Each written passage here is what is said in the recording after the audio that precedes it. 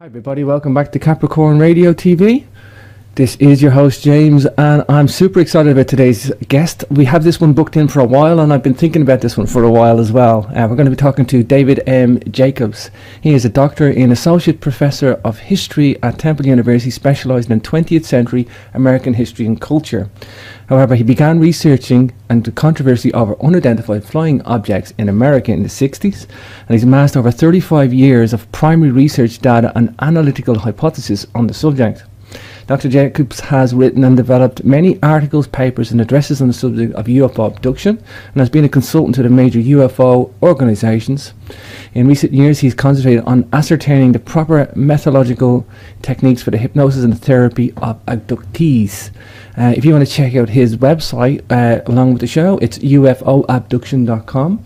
And he's got several books. I think we'll probably concentrate on Walking Among Us today, The Alien Path to Control Humanity. And I'm going to get the lovely esteemed guest to give us the rest of his biography. So without further ado, let's bring on a guest. Hi, David. First of all, you're very welcome to the show. Thank you for having me. I appreciate it, James. Great to have you here. And just in a little chat on the prelude there, you know, I love historians, I love engineers, and I love scientists, and I love historians who delve into other subjects. I kind of do that myself, and I just think you bring one skill set from another genre into, and I think that's like a fresh mindscape to delve into subjects. It's analytical, it's research. Tell me a bit about the historian in you. I'm always fascinated with historians. Well, there are two things that most people think they can do. Number one is paint abstract expressionist art, and number two, write history. Neither of those are doable just because you want to. Sure. Historians spend in the United States more time in graduate school finishing their PhDs than almost any other field. I took me 7 years to get my PhD in 1973, and that was the average, 7 years. Yeah. And during that time, you learn that how the proper methods of investigation, the proper methods of analysis. Proper is a loose word, but also you learn that in history, there's an awful lot of things that happen in history. If you could, it's let's just say endless. And so what you have to do is you have to understand what's important and what's not important when you're writing about something. Now, that is somewhat of a subjective judgment in many cases. What is not important, what you're not going to include, what you're not going to have part of your ideas and so forth. And other people may take issue with that. So you try to guard against that, and you guard against that by understanding where you live. I live in the United States. I might think about things differently than they do in the UK or Ireland or wherever. I am a male and not a female. I'm white. There's a whole. I lived on the West Coast and then in the Midwest, and now I'm on the East Coast. There's a whole bunch of. There's more factors than that come into this for you to start making decisions about things, and you learn how to do that in graduate school, as opposed to just taking everything at face value, and that's good for the abduction phenomenon, because with the abduction phenomenon, you're dealing with something that is either totally insane or happening. It's either a construct of people's minds or it's happening. It's not like the UFO phenomenon where there's a middle ground of people being mistaken. They say they see something, other people see it, it's odd, it's strange, it's amazing, it's a flying saucer. Investigators come in and find out actually it was a plane. Everybody saw something, but they were mistaken. With abductions, it's mental or it's physical. There's nothing. There's no mistakes. It's all being derived from your own mind, or it's actually happening. Now, the problem with abductions, and the problem for historians, or the problem for anybody who does serious abduction research, is people forget what has happened to them immediately after the abduction. Not all people. Some people have bleed-through memories where they know something strange has been going on. Those are the ones we see, because the other ones have no knowledge of what's going on with them. The problem with the evidence is, if you were to read an autobiography by a historical figure, let's say it's by a historical figure, it doesn't matter. When they write their autobiography, they tend to put themselves in a fairly good light. Sure. You know what I mean? They're not out to say mea culpa. They're out to give their own point of view of what has happened.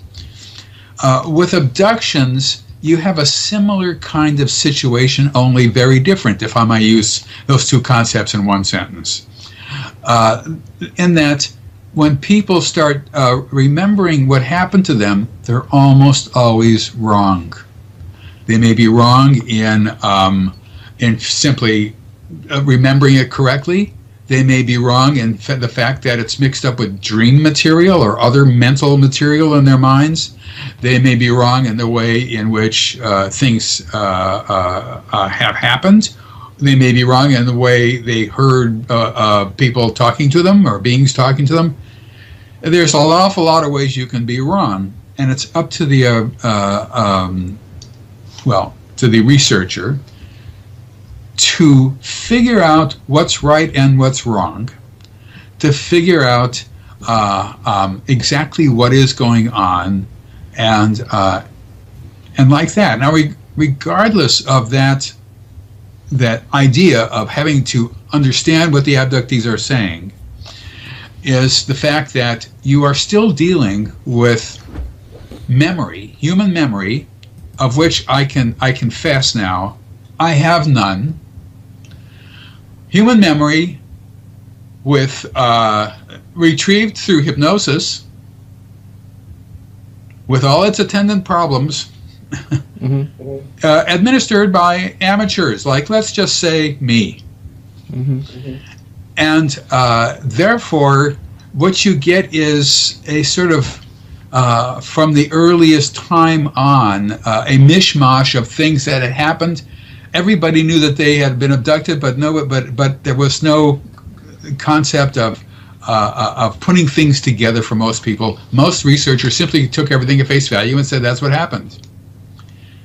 That's a fatal error, to use an ancient computer phrase, and you can't do that. So doing abduction research is a little bit similar to doing historical research, but in a way it's more difficult because you're learning everything on the fly. There's no studies in hypnosis, in abduction hypnosis. There's no methodology involved with it. That has been standardized. That will be my next book, I hope.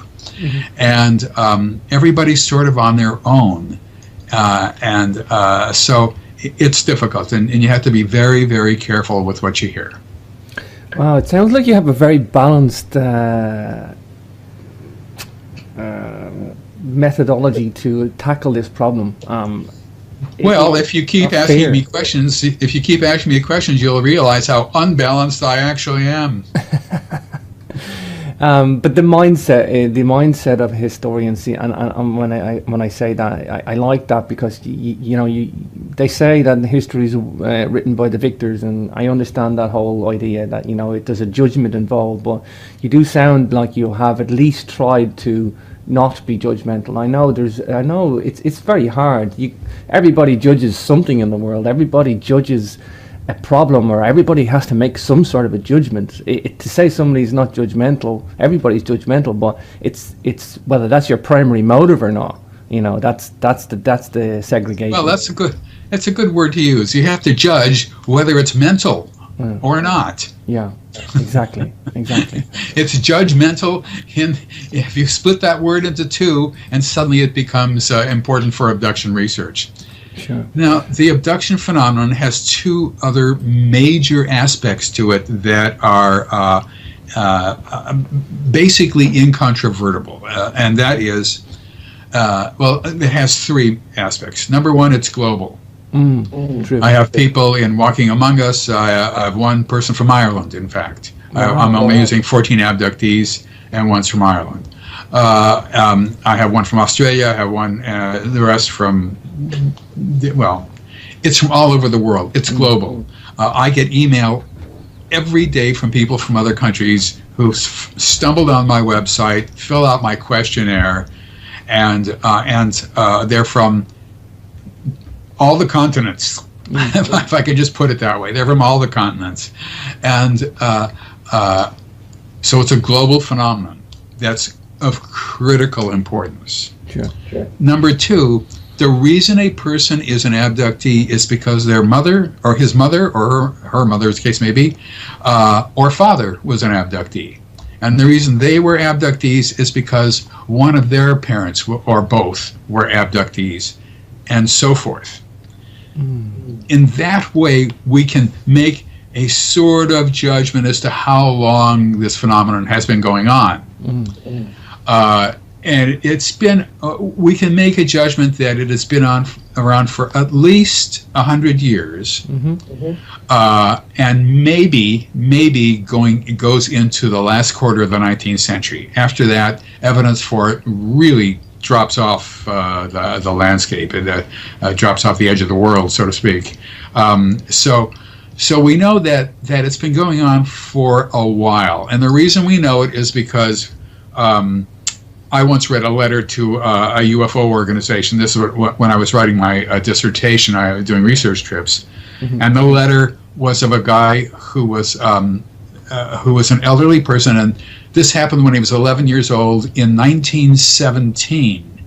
And he just thought that the people who had this UFO organization would like to know this story. He was 11 years old. He was in the back of his grandparents' house, and they were, his mother and father were visiting him. And he came across a silver, a metallic disc on the ground.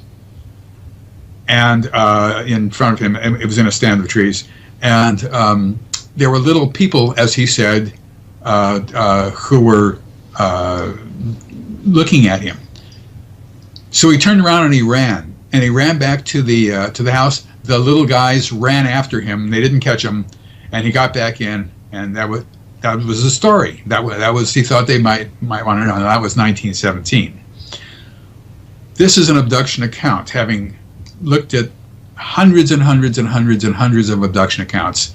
This is a situation where he remembers if the abduction phenomenon goes from A to Z, he remembers A, then he remembers a little bit of Z. All the rest in the middle is gone. Wow.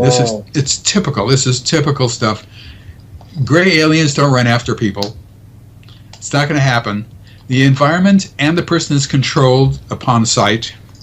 And that was 1917. Now, my colleague, a famous person in abduction research, now deceased, Bud Hopkins, investigated a case that happened in the 1920s. And I investigated two cases that happened in the 1930s. And many, many cases that happened in the 1940s and all the way up to the present day, obviously. That means, so what that means is that there's a certain amount of temporal quality to this. It's been going on for a while. There's no evidence it was going on in the year 5000 BC or zero or whatever. There's but there is speculation. A lot of speculation, but no. There's no real evidence for it. Yeah. And when I say last quarter of the 19th century, I'm basing this on family history stories. People have told me about their great-great-grandfather who had some odd thing happen to them, and these were abductees who were telling me this. So, but still, it's speculation for that part. So, when a person is an abductee, they are abducted over and over and over again from the time of early childhood. It continues all the way through adolescence and adulthood, and we think it stops somewhere in old age, maybe 75, maybe 80, something like that, because we don't see as many older people on board a UFO when other people are describing other abductees who are there with them. We don't see very old people, but we do see older people, not very old. So we think it stops sometime. So what you have is a phenomenon that is ongoing constantly, has been around for a long time, and is global. Those things have remained absolutely ironclad true for many, many years now that we've known about this. And that brings up all sorts of very, very serious questions about what this phenomenon is all about. Now, you alluded to a couple of things, and it kind of leads me into my next question, which is good. Let's talk about the parameters, because there seems to be, like you said, like everybody remembers the A and everybody remembers the Z, but the bit in the middle is fuzzy or hazy or just not there. There seems to be a lot of parameters that are inherent in every abduction case. So maybe the telepathy, where they're being controlled by other entities, the telepathic control of them, and their either inability to move or whatever. The primary motives seem to be kind of repeatings as well of why they've been abducted. So I'm trying to speak in a general case about overall. So tell us about abductees and their testimony, and maybe talk about some of those parameters, or maybe give us a list to show that there's something like a pattern. I'm always looking for patterns and recognition, so it kind of gives the whole research more credibility when you see the same parameters popping up time and time again. Absolutely.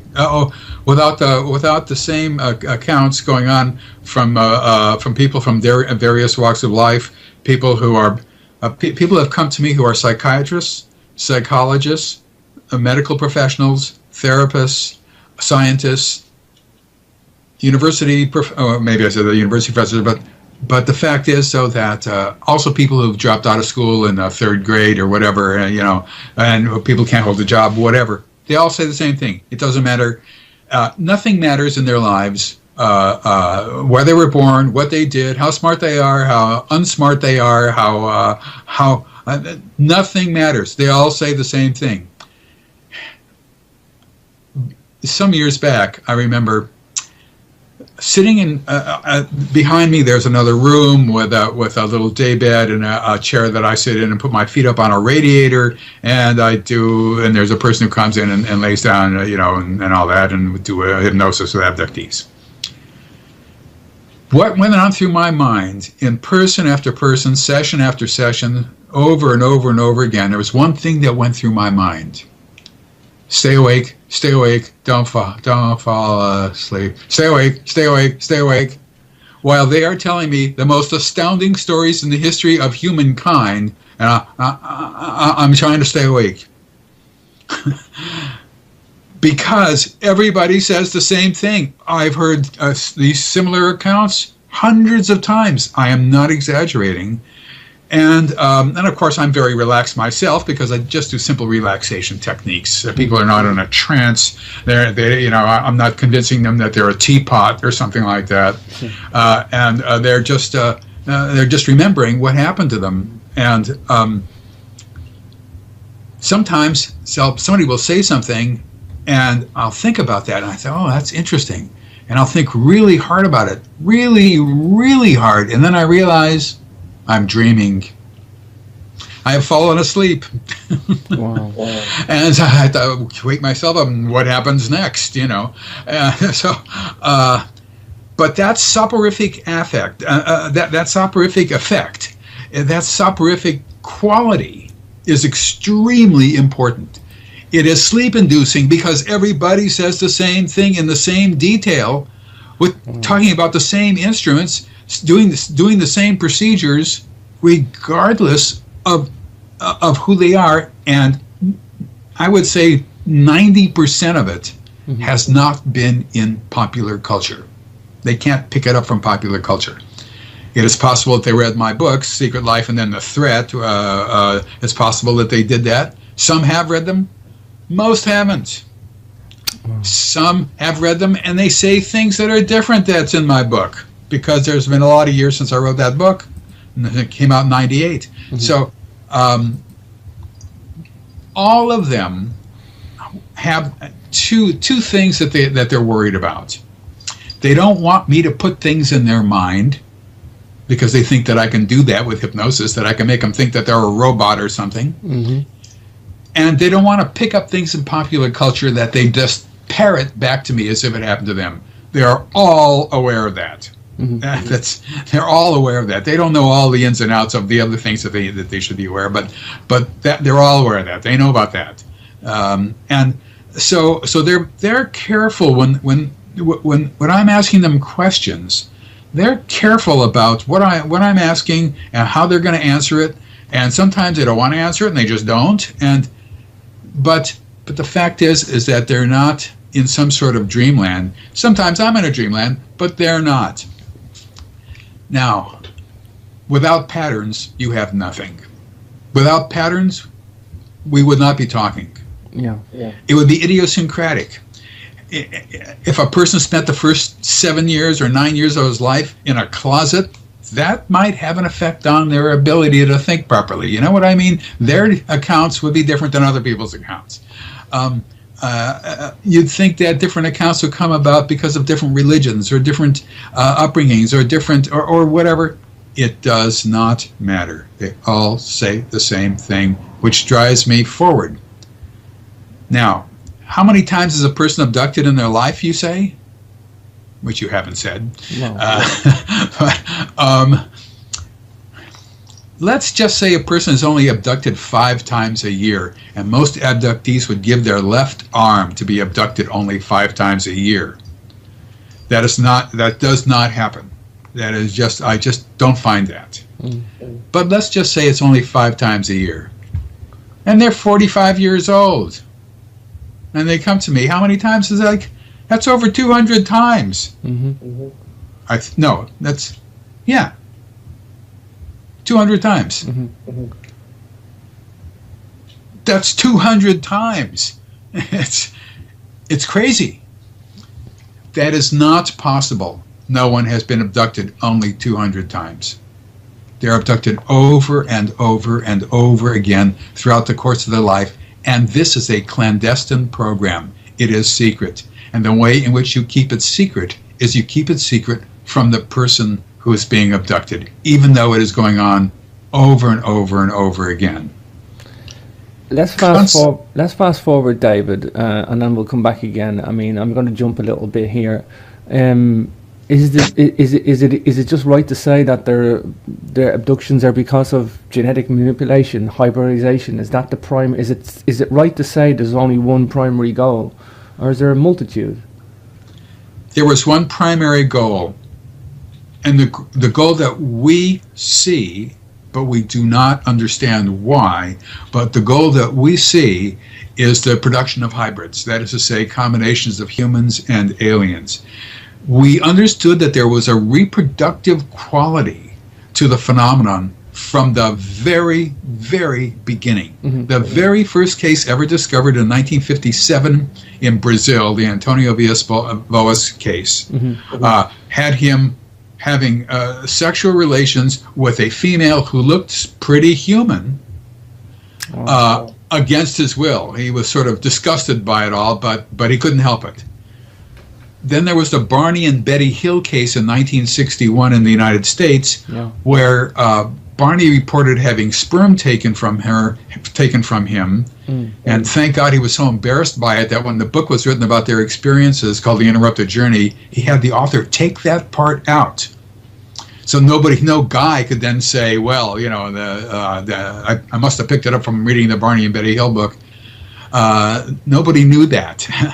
And Betty had what she said was, they told her was a pregnancy test. That's almost certainly not true. There is no such thing as a pregnancy test in this phenomenon, and they wouldn't tell her that. But that's her mind derived that when they injected a needle into her navel. And they probably, we've seen that procedure many times, it's probably just heading towards an ovary to take out follicles. And after that, they take sperm and eggs, they put them together, and they do something with that zygote or gamete. They add, and I'm going to guess here, alien DNA. I don't know if aliens have DNA, but they add something from the aliens to this gamete.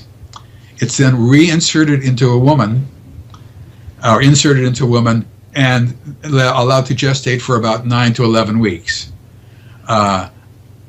At that time, it is taken out because that's when they begin to show, they realize, my God, I really am pregnant, but I haven't had sex for 11 years. Therefore, I can't be pregnant. But when they start to show they've lost their periods and they begin to show all the other signs of pregnancy, that can't be allowed. Because if that is allowed, they will have an abortion and have it removed, period. It's too bizarre. It's crazy. It's nutty. They can't be pregnant. It is not possible. For some people it is, but it's removed anyway.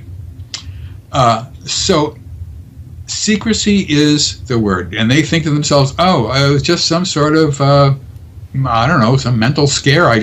I must have been nervous or something, and that's what happened to me, and I didn't have my period. Mm-hmm. But the fact is, though, that all women undergo this. Now, I say all because I'm assuming that they're abducted before, if they have their ovaries removed for cancer or something like that. The phenomenon keeps on going. They have they do other tasks. They have other procedures that they do for these people. So we knew that there was this reproductive aspect. In the early 1990s, my friend Bud Hopkins called me up and he said, David, I got the most amazing case ever. I've never heard of a case like this. It's just astounding. Maybe this is the late 80s. I can't exactly remember. And I said, what was it? And he said, well, this woman I'm working with who I knew, she said that they took her into a room and there was a weird-looking alien standing there holding a baby. I said, a baby? What do you mean, a baby? Sure. He said, yeah, it was a weird-looking baby. It was a strange-looking baby. It looked sort of like a cross between a human and an alien. It was weird-looking. I said, well, huh? And then he said, and not only that, but they wanted her to hold the baby. I said, hold the baby? Well, what for? What do you mean, hold the baby? Well, why? Mm. He said, not only that, but they wanted her to feed the baby.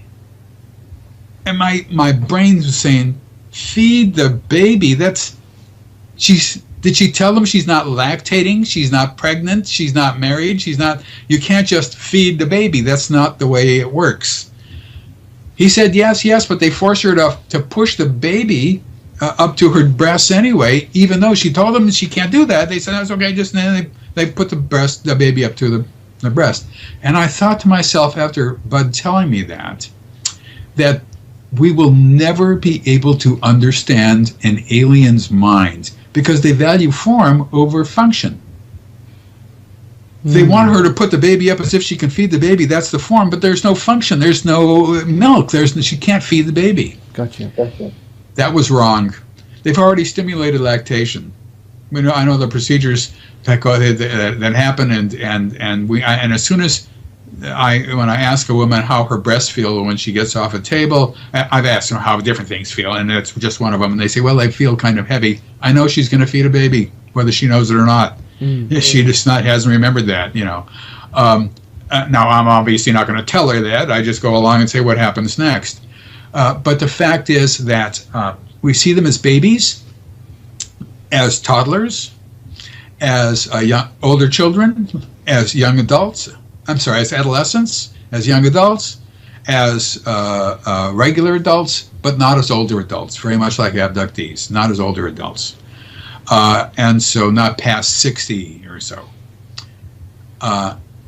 This is universal. Universal. Mm. All people have these procedures. They all do. Everybody does. This is a hybridization phenomenon.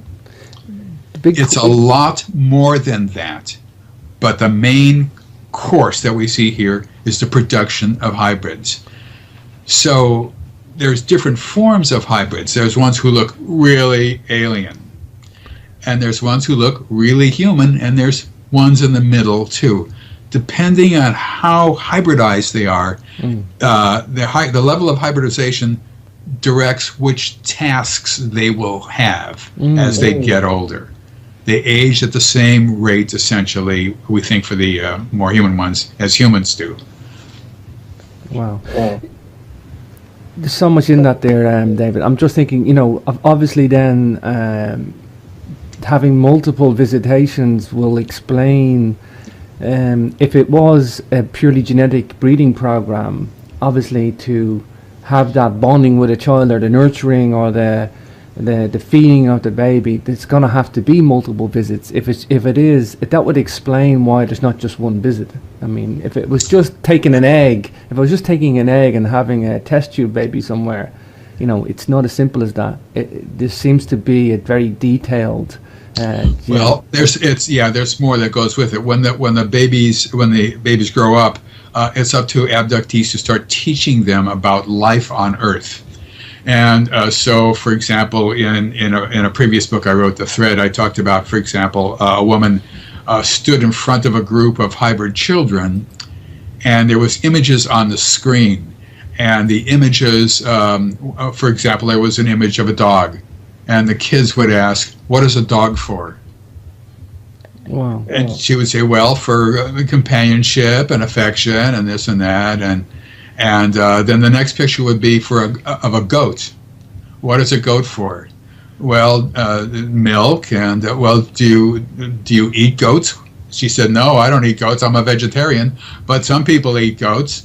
And and they might ask that same question of a dog. Do you eat dogs? And things like that. So they start learning about what's on Earth and what things are from abductees, and most abductees do that sort of thing, and more so as they get older, and so on and so forth.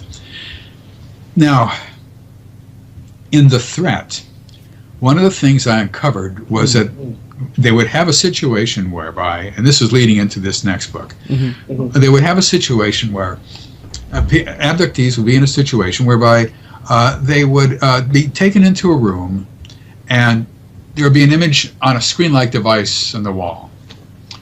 And this is an actual event. A woman looks up, and it's a picnic. People are at a park. They were throwing a ball around. They were grilling barbecues. There was tables set up. They were talking. It was just a regular picnic. And telepathically, and all communication is telepathic. I shouldn't say all. Most communication is telepathic, with some exceptions. Telepathically, the woman hears, "Can you tell the difference between us and you?" She looks at the screen. She doesn't understand the question. She says, "What do you mean, tell the difference between us and you? Everybody looks the same. Everybody, huh? There is no. What are you talking about? It's just people having a picnic." And the answer then is, "See, isn't that wonderful? Soon we will all be together. Soon everyone will be happy. Soon everyone will know his place. Wow. It's going to be wonderful." One case means nothing. Another person began to talk about, soon there's going to be a change. They keep saying there's going to be a change. The change, it was going to come. The change is going to come. Soon. So I asked them, well, what do you think they mean by soon? Do they mean 1,000,000 years from now? Do they mean tomorrow? Somewhere in between? Nobody knew. They weren't saying that. It's important there because if this were psychological, they'd make up a number. Why not? Yeah. Within the next 500 years, or whatever. But then nobody knew. So It's like there's a conscious effort on the other parties saying soon this is they're having a conscious effort to do something, and they're speaking about it as soon this is going to come into effect. Soon this is going to become a new. Soon we will all be together, you and us, hybrids, in other words, who look human. So in 2003, I heard a story that I'd never heard before. Caught my attention. Some guy said, this is about the fourth session we had, and I never charge money for this, and people can come as many times as they want, or they can just come once if they want. It doesn't matter. But he said that on the fourth session, he said, I remember, I have a friend who I'm with a lot. I said, okay. Turns out this friend is his best friend. Doesn't know his friend's real name. He calls him Eric. Doesn't know if he has a last name. Doesn't know where he's from. Doesn't know what his job is, if he has a job. Doesn't know where he goes at night. Doesn't know anything about him. But he's his best friend. And they've been everywhere. They went to a baseball game here in the States, to my astonishment. They've been to restaurants. They went on fishing trips. They've been to different countries, this and that. He talks with this guy all the time, including just before he would come to my house for a session, whereas his friend would tell him not to do that. That's not good. That's bad. Don't do that. But he would come anyway. That's one account. That goes on the back burner, waiting for people to validate that, because it's something so strange. I've got a lot of stuff about hybrids and the threat, and I knew there's different kinds of hybrids. I knew what kind of stuff they did, but nothing like this. Then, a while later, somebody else begins to talk about things like that. Then another one, then another one, then another one. And then I realize, in my corner of southeastern Pennsylvania, the change is happening now. And consequently, what the book Walking Among Us is about is the fact that people have asked me questions over the years. Do you think they're living among us? Do you think they're walking among us? I knew a guy who was really weird. He was tall. He had a weird nose, and he was kind of screwed up in his head. Maybe he was a hybrid and all that. I loved that question. It was my favorite question to answer. I loved it because I got to say, absolutely not. There's no evidence whatsoever that they are walking among us.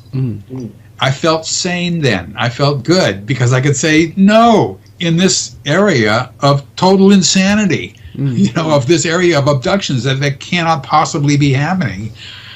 But now it's my least favorite question. I dread that question because I have to say yes. And I don't want to say yes because it makes me sound like an idiot. But I have to go as a good historian where the evidence has led me. And it has led me to that. And if you reading Walking Among Us, you'll understand what the job is for abductees in terms of how are they going to teach young adults who are moving into the society, how they teach them, even though they've had a lifetime of teaching about this, that, and the other thing on Earth. These beings, who I call hybrids, who are the ones who are human in every conceivable way except neurologically, they can control us and we cannot control them. But hybrids, for example, are, when they're removed from a woman's uterus or wherever, they are then put into tanks, like glass tanks filled with liquid nutrients, where they gestate for several more months. They're then removed, and then they start to grow normally. They don't have a birthday. They don't know how old they are. They don't have parents. They don't know anything about families or parents. They don't have brothers and sisters that they know of. I mean, they probably do, but they don't know of them. They don't know what a family is altogether. They have not sat in a high chair and been fed by their mother or father in the kitchen, where there's a television, where there's plates and forks and knives and things like that, and a refrigerator. So when the kid gets older, he doesn't ask, "Mommy, what's that?" pointing to the refrigerator, the fridge. They don't do that. They know automatically because they've seen it all their lives. With these young adults, even though they know a lot, it's only a small fraction of what life is like on Earth. They have no knowledge of anything, basically. So abductees have to start teaching them what life is like on Earth from the time that they are destined to live here, like 10-year-olds who are brought down to a person's house or apartment, house or flat, and she teaches them what a refrigerator is, for example, an abductee might. But when they're older, they have to be taught how to drive. They have to be taught what the word stop means. They have to be taught how to go shopping. When they go up to a cash register to make a purchase, and the person behind the cash register says, "Hi, how are you doing?" Or "Hi, how are you?" or something like that. They can't just stand there in silence. They have to respond. And so that all has to be taught by abductees. And so what this book is about is hybrids moving in and then being taught how to be more human than they have ever been before, and how to finally step out into society and be average. To blend in a way. To blend, that's the word they use. They want to blend in. David, let's give you the loaded question. Is the inevitable result from the other entities to replace humans with hybrids? Is that the end game? All humans. Thank you for that question. It's a good question. We don't know why they are doing this. I'm calling it because it is global in nature. And that's the part people forget. They think it's just happening to them. They don't realize how widespread this phenomenon is. The abduction phenomenon is the UFO phenomenon. That we don't know why they are doing it to this planet. You have to start to think large now. Why this is going on. We don't know whether this is planetary acquisition, which I think it is. We don't know whether they are going to replace humans, which I think indeed is probably what's going to happen in some way or another. But we really don't know. We don't know the whys of all this, and I can't tell you the end game of it either. Abductees have said that all humans will not be replaced, that there will be a breeding population left intact eventually. But here's the situation. If a person is an abductee because their mother or their father or both were abductees, and they have 2 kids, or if they have 12 kids, all those kids are going to be abductees. Usually they marry somebody who's not an abductee, because they're not going to get married. They say, well, I can't get married to an abductee. They're not going to do that. It's not the way people get married. And so usually they just married because out of love, and the person, and we know that most people are not abductees. So they get married to a person who's not an abductee, and all the kids will be abductees. In a way, it sort of spreads out the abduction phenomenon, I think. Sure. But it certainly does one thing. It keeps pace with the growing, expanding population of humans. Therefore, they need more UFOs and more gray aliens who are hybrids themselves, in my opinion. And I can go into that if you want. But the fact is, they need larger and larger workforces because there's more and more people on Earth. Sure. So you get a spreading out. The big question is then, in what group? I know there's several alien species out there. Are we saying this is down to one group and one group only, or is there a mixture of groups at play here? Okay. In terms of the abduction phenomenon, we are dealing with one group and one group only, and that is the group that's on board, which includes ones who look insect-like, who I call insectolans, who are the ones in charge. They are the ones who give orders. Everybody else takes orders. They give orders. They don't take orders. They don't come down and get people. They don't abduct people. The gray aliens or hybrids abduct people.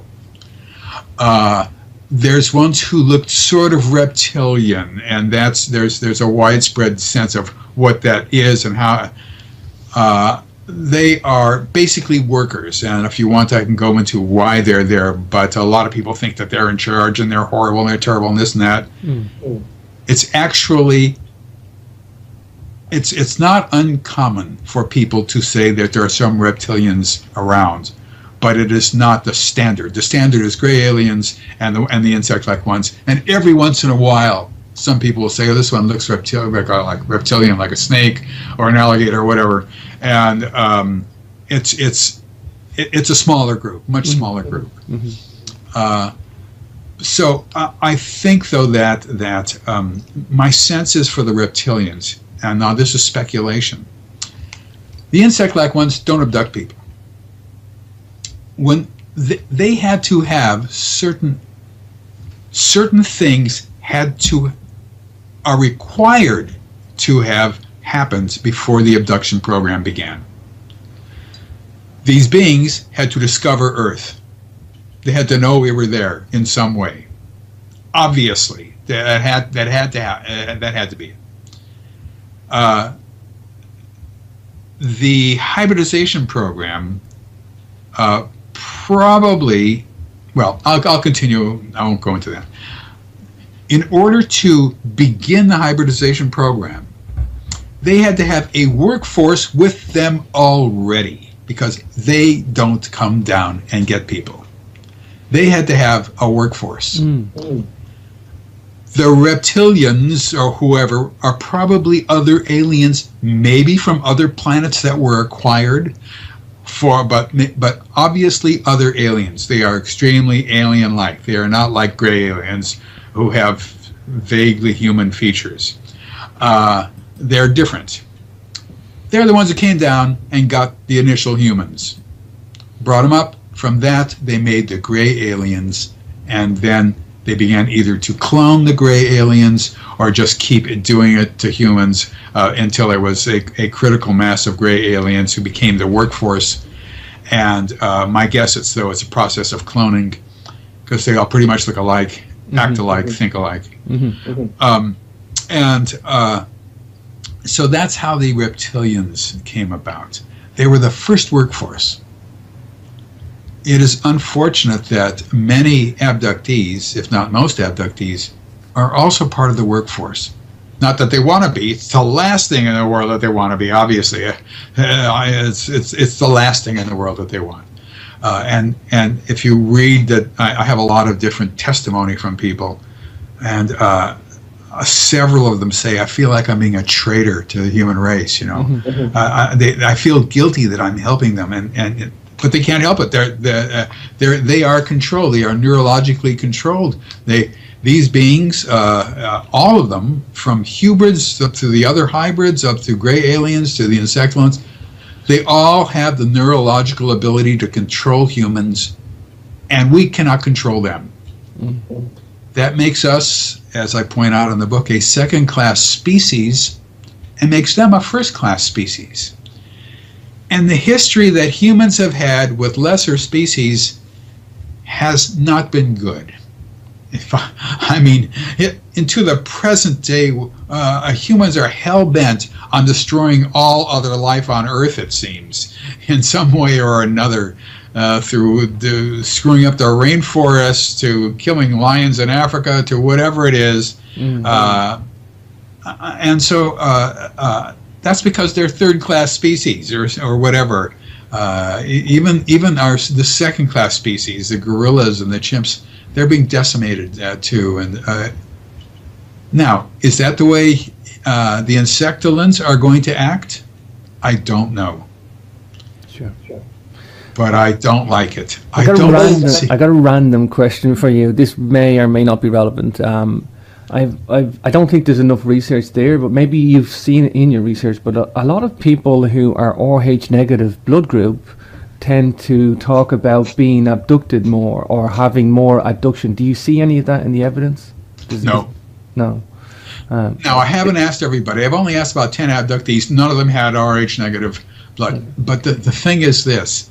Abductees do not marry people for their blood type. If somebody says, I've got Rh negative blood, the person's going to say, well, I'm not going to get married. Because you might be an abductee. They're not going to say that. They're not going to know. Most people don't even know their blood type. So therefore, it's not possible to see a spreading out of Rh negative types throughout the society as abductees because people don't know who they're getting married to, and Rh negative is not one of the most important blood types around. Sure. So it makes no sense to me, considering that it's a global phenomenon. Sure. It makes it's senseless to me. Sure. So we don't have an end game. We don't have. It's not that there's not an end game there, but we just don't know what it is. We're dealing with a phenomenon from a one-sided view. We don't have the view from the other people that are doing this. There's clearly, perhaps you could probably speculate then, David, there's clearly an agenda there. Yes. Because they're so rigid and so repetitive and so thorough and scientific, and it's like it's measurable and quantifiable in terms of the abduction analysis. Right. And in the last chapter of Walking Among Us, it's all speculative. And I speculate on some simple questions that have never been asked. Are we the very first planet ever to have had this hybridization process ongoing with us? And I give a whole bunch of reasons why that cannot be true. That is just not possible. And I talk about the scientific community too. Scientists say things like, space is big. The universe, it's large. Even the closest galaxy to us, the closest star system, whatever, if you travel at the speed of light, which is fast, fast as you can get, we think, in the universe, why, you can't get here from there. You just can't get here from there. It's just not possible.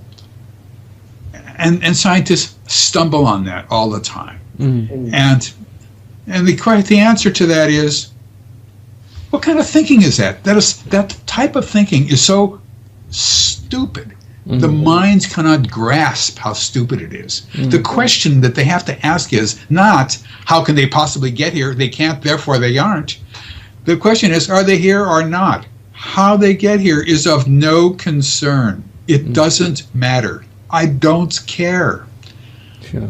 When people say, "Gee, I wonder what planet they come from." Maybe they come from Mars now because they found liquid water on Mars. The answer is, it doesn't matter what planet they come from. It might be interesting to know. I'd be interested, but it doesn't matter. It's still, are they here or not? Most people don't realize that if they come from a planet, and we can't be sure of that, but if they come from a planet, they have no way of telling us, if they had they wanted to tell us, what planet they come from. They'd have a name for it. It would mean nothing to everybody. So, I mean, I look at it like this, David. I say, imagine the world. It's like people are trying to explain the nuts and bolts of physics to a level of physics that we don't even know is there or understand. And of course, it's high technology. Alan Hynek, who was the dean of UFO researchers and consultant to the United States Air Force for UFOs from 1948 to 1969, put it correctly. In the United States, there was, of course, Benjamin Franklin. Everybody knows the name Benjamin Franklin. Benjamin Franklin was a genius. He was literally a scientific genius. He corresponded with other hugely major scientists in France, in England, and he was considered one of them. He was brilliant in his own way. Now I'm going to use a phrase that has completely dropped out of the language that used to be used every day and it's now gone. The way Alan Hynek put it, he said it would be like showing Benjamin Franklin a color TV, that's the phrase, and asking him how it works. Yeah. And the answer is, it would not be possible. Not possible, because there's levels of knowledge that he would not have to lead all the way up to a color TV, to use an ancient phrase. But that's not it. And a lot of that is coming from a physicist point of view, or physics point of view, I should say. I won't say physicist, physics point of view. But imagine the world before quantum physics, before 1920, before we knew about quantum physics. Yeah, we had inclinations around the 1900s, but we were stuck in Newton's law of gravitation and the gravitational formulas, and then all of a sudden quantum physics comes around and it turns everything upside down. The snowstorm, the little snowstorm inside the glass ball has been shook again, and we're just waiting for that to settle this last 100 years. And yes, that's true. And people are trying to justify quantum physics and Newtonian physics or Einsteinian physics together, and it's a tough one, but they probably will do it one of these days. But it doesn't matter. That's the thing. I mean, but I say that to people now. Look, we didn't know about quantum physics and before 1900. We didn't get it, and then now that we have it, it explains so many things. But people forget there was a time we didn't know about it, and there was all this exotic stuff going on, and we thought we had it all figured out. We thought we knew it all, and there was nothing more to discover. The best way to look at this is just temporally. Our technology is, let's just say it's a few hundred years old. Okay, let's just say it's a few thousand years old. Okay, let's say it's 5,000 years old. At 5,000 years in cosmic time, that is not even the beginning of the blink of an eyelash. When you think about future physics, you can't think about 100 years in the future. You've got to think, God knows when. I mean, the amount of stuff that we don't know is limitless, essentially, and because our own technology is so new. You got to remember, the electronics industry, as we know it now, comes out of the World War II. I mean, it's just there. If you're 120 years old, you've lived through most of the technology that's been invented, or let's just say 150 years old. I mean, it's in terms of geologic time or cosmic time, it's nothing. It's zero. It's no technology at all, considering the rapidity that things are changing even now as we speak. Sure. I want to focus on the abduction case studies for Walking Among Us. David, how do you? I know you've done like some 150 plus abductees and over 1,000 cases. How do you choose the ones for the book? What was your idea or parameters for choosing the abductees that you concentrated in Walking Among Us? Yeah, for this book, I went sort of. I backtracked a little bit for people who pick up this book cold and don't know about Secret Life and the threat, and so I had to have background in it. And then I concentrated on abductees who were telling me that they were helping people move into the society. And that's what this book is about, how they're doing it. And so I thought that was important enough to deserve a book. And so what you have is people saying, who are unaware of other people's testimony, saying the same thing over and over again in the most mundane way you could ever imagine. For example, I'll tell you one of many of these accounts. A hybrid comes down with a hybrid child. That is to say, this is a kid who's like 10 years old, and when he grows up, he's going to move in. The caretaker is not. He's less of a human. He's more just, he's got a task. He's a caretaker. He's a hybrid to this abductee's house. She takes him on a tour of the kitchen. He's extremely interested in, when you pull out a drawer, the rails on the side of the drawer. That fascinated him. And some other stuff. They go into the living room, into the parlor, whatever, and there's a couch and a upholstered chair, and the caretaker and the abductee sit on the couch, and the kid goes to the chair and sits straight up, not leaning back or anything like that in the chair. And the caretaker says, "Sit back." No, he doesn't want to sit back. No. He moves back a little bit, but he's still sort of like a ramrod straight kid. And so this conversation goes on a little bit, and finally, the abductee realizes what's going on here. The kid is afraid to sit back because it's soft, and he's afraid he's just going to go all the way back, and there's nothing there that will catch him. So she says, no, to him, "You don't understand. There's wood in the back of the behind the material and the padding. There's wood." So he gets up out of the chair and he walks around to the back and he feels it. Oh, okay.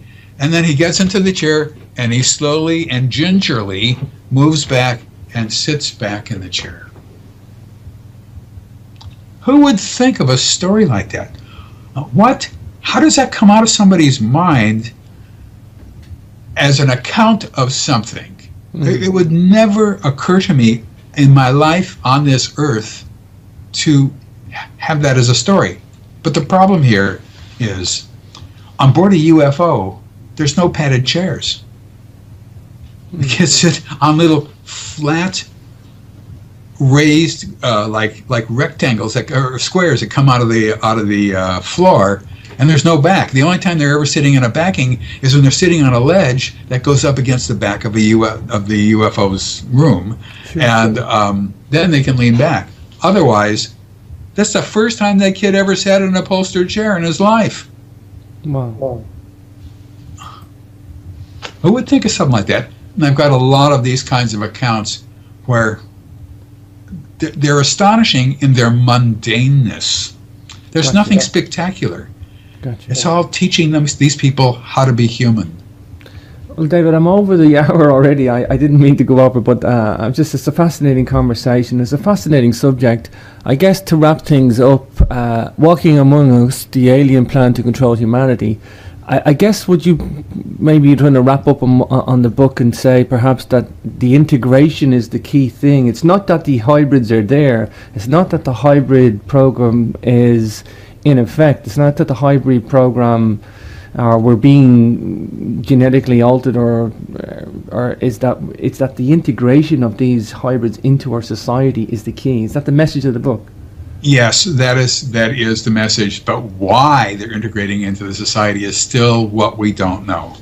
However, this advances our knowledge of the abduction phenomenon as far as I can get. I don't know if I can go any further than this. Sure. Because I think I've come up against a wall in terms of how much abductees know about it. However, there's a lot of new stuff in that. A lot of new stuff. I see that, yeah. David, it's fascinating talking to you. It really is. Great website as well. There's a lot of background material on David's website. So go to ufoabduction.com. You'll get articles, questionnaire if you would like to fill that in as well, obviously, if you're listening to this. And a lot of articles, frequently asked questions, and there's a lot of background material there. It's a fascinating website. I thank you for your time today, David. It's been a fascinating talking to you. It really has. Oh, thanks for having me, James. I appreciate it. Oh, it's my pleasure.